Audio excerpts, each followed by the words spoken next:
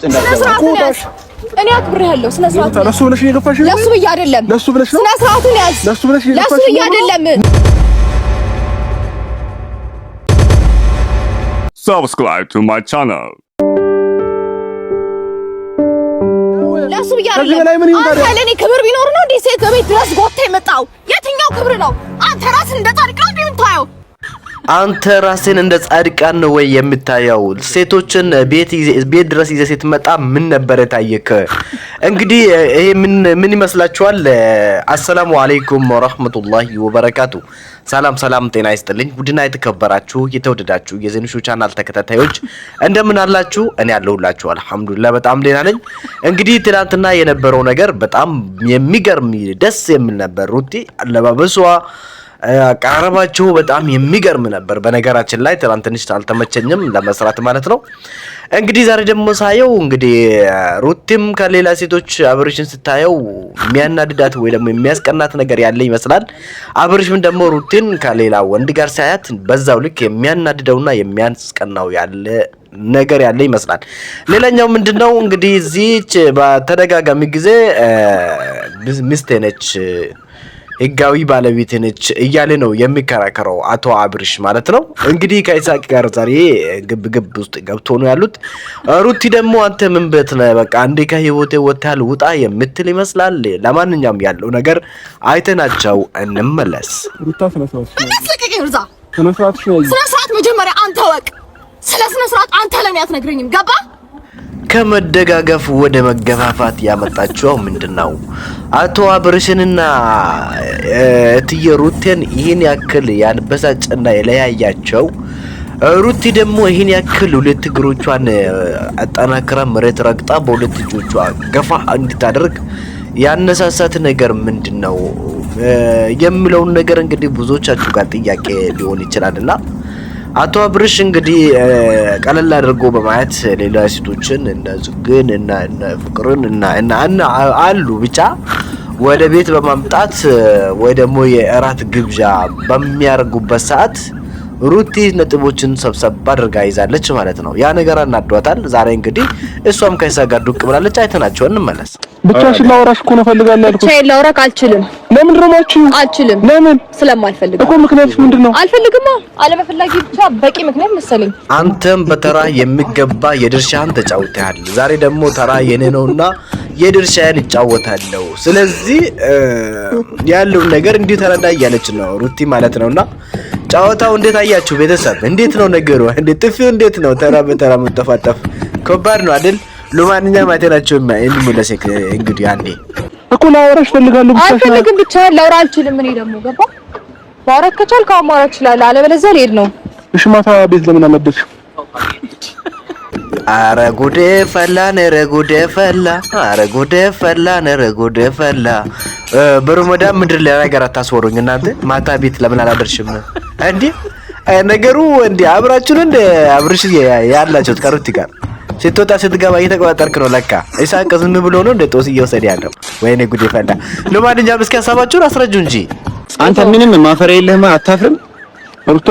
ማታ ያደርሽው አንተ እስከዛሬ ስንት ቀን ውጭ ስታድር ያስ ያደርከው በየጣይቅ ያውቃለሁ። እንግዲህ ጎሉ 2-2 ነው። እንግዲህ የሚገርም ነው። ማታ የታደርሽ አርጎ ጥብቅ አርጎ ሲጠይቅ ሩቲም ደግሞ እንግዲህ ድሩቅ በማድረግ እንደዚህ በዚህ ሁኔታ ይኸው ወጣጣል ነው እንግዲህ ተራ በተራ። እናቴ መወዳደቅ ነው እናቴ። ከባድ ነው ነገሩ። ቀጥሉ እስኪ። ያስ ያደርከው በየጣይቅ ያውቃለሁ። አንተ እኔን እንደዚህ መጠየቅ መብት የለም። በመጀመሪያ ደረጃ እኔ ውጭ አላደርኩኝ። አረባ ውጭ አላደርኩኝም ሩታ። ላንተ የሆነ ነገር ሲሰማ ለኔም የሆነ ነገር ይሰማኛል። ላንቺ የሆነ ነገር ሲሰማሽ ለኔም የሆነ ነገር ይሰማኛል።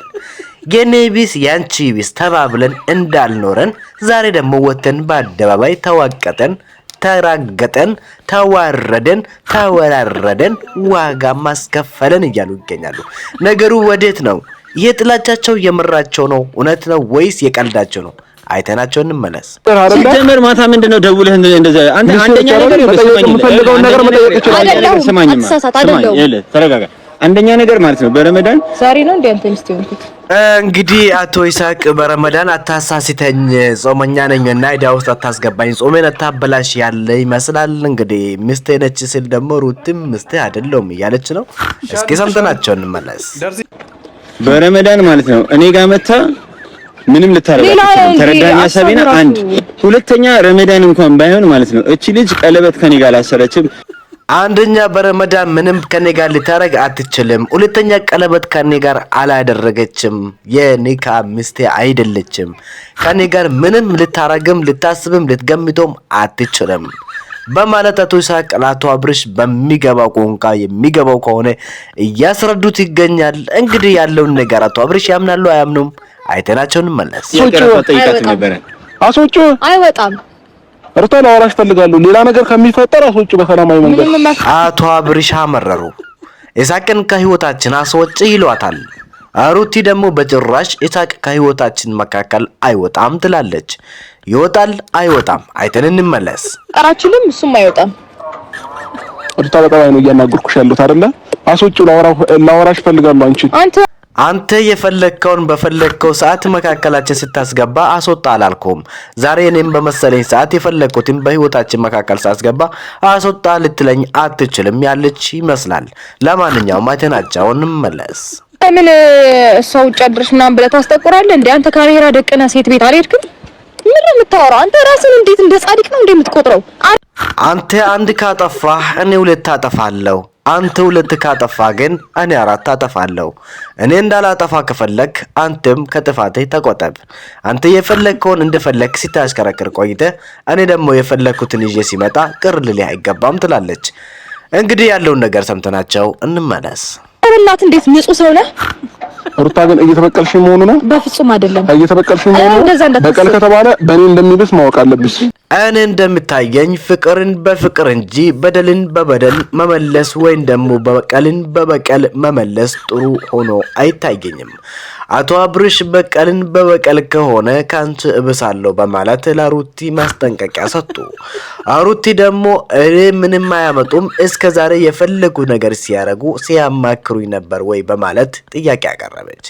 እንግዲያውስ ተሳስበን ማንኖር ከሆነ እኔም የፈለኩትን አድርጋለሁ ልትጠይቀኝ አትችልም በማለት መልስ ሰጣለች። ሰምተናቸው እንመለስ። ሩታ የምሬ ነው በእኔ እንደሚብስ ማወቅ አለብሽ። የምሬ ነው ታይ ይሻልሻል በቀል ምናምን በእናንተ ላይ የሚያምረው ፍቅርን በፍቅር እንጂ በቀልን በበቀል ሲሆን ደስ አይልም። ከዛ ደግሞ ምንድነው የሆነው? መሄድ ከፈለክ መንገዱን ጨርቅ ያደርግልህ ስትል አቶ ይሳቅን ተማምና ያለች ይመስላል። አቶ ይሳቅ ግን በዚህ በረመዳን የሰዎችን ትዳር የሚያፋቱ መስሏቸው የታያቸው አንዳንድ ኮሜንታተሮች ይሳቅ የሚያደርገው ነገር አሪፍ ነው የሚሉም አሉ፣ አሪፍ አይደለም የሚሉም አሉ። በተለይ በትላንትናው አቀራረብ በትላንትናው አለባበስ ብዙዎቻቸው የሩቲን አለባበስ የወደዱላት ኮሜንታተሮችን አይቻለሁ። ይሁን እንጂ አቶ ይሳቅ የማንንም ትዳር ሊያፈርሱ ወይም ደግሞ ሊበትኑ አይፈልጉምም አይችሉም። ይህንን ደግሞ አስረግጬ ነግሬያችሁ አልፋለሁ። ወደዳችሁም ጠላችሁም ሩቲ የአብርሽ ናት፣ አብርሽ የሩታ ነው። አቶ ይሳቅ ደግሞ የራሳቸው የሆነ ህይወት ሊኖራቸው ይችላል፣ ከሌላቸውም ለወደፊቱ የሚኖር ይሆናል። ነገር ግን መሀል ላይ የገባችሁ የምትራገጡ የምትሳደቡ ሰዎች ደህና ናችሁ ወይ? የመሸው አልነጋም ወይ? ወይስ ደግሞ የነጋው ላይ መሽ የተቀመጠ ይመስላችኋል? ሁሉም ነገር ይቀየራል፣ ጊዜውን ይጠብቃል፣ ይፋ ይሆንላችኋል።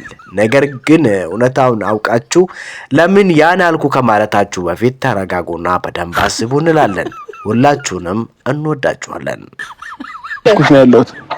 የምሬ ነው። እግዚአብሔርን በጣም እየታገስኩሽ ነው ያለሁት። ሌላም ትሮ የለክም። ዲፖርት ኤክስፖርት ማድረግ ጀምረናል፣ በፍቅርም ሆነ በእድገት ተቀይረናል እያለን ባለንበት ክፍለ ዘመን አቶ አብርሽና አቶ እትዬ ሩቲ በፍቅር የመጡት ያሳዩን ፍቅር የህዝቡ ልብ ውስጥ ገብቶ አሁንም ህዝቡን እያጨናነቀው ያለው ያ ፍቅር የት ገባ የት ጠፋ የት ሄደ? ከዛ በኋላ ለምንድነው ጭቅጭቁ የተነሳ የሚለው ነገር ህዝቡን እያሳሰበው ነው። እስኪ አቶ አብርሽ የሚሉትን እንሰማለን። መጀመሪያ እስኪ ማን ነው ዶክተር አብይ ምን እያሉ ነው? ሰምተን እንምጣ እስኪ። ራስን መጣ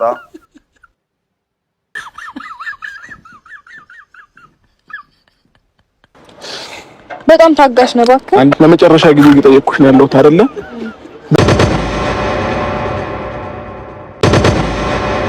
Subscribe to my channel.